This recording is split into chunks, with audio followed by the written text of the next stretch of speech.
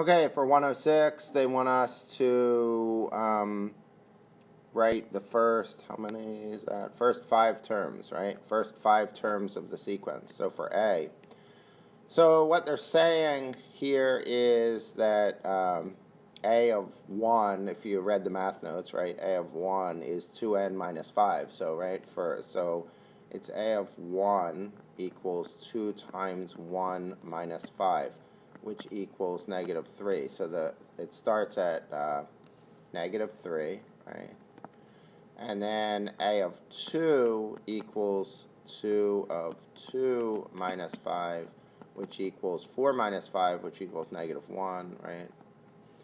And now you can see the pattern. They're adding 2 each time, so this would be 1, 3, 5, right? There's the first 5 terms. For B, they're giving us recursive. A, they gave us explicit. B, they gave us recursive. So the first term, they tell us A sub 1 is 3, right? So there's 3. And now the second term, right, the next term equals the previous term times negative 2.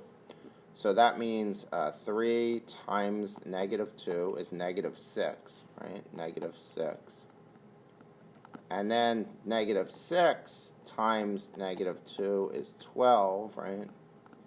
And then we just keep going. 12 times negative 2 is negative 24. Negative 24 times negative 2 is 48, etc. Okay. By the way, if you missed this in class, or we didn't talk about it yet, A sub n notation equals 2n minus 5. We, in CPM, use T of n equals 2n minus 5. This is what every math book uses. This is not. Same for here. For recursive, this one says A of 1 equals 3, and A of n plus 1 equals negative 2 times A of n. We, in CPM, used T of 1 equals 3, T of n plus 1 equals negative 2 times T of n, right? This is what's used everywhere else. This is what's used in CPM. So get used to this A notation.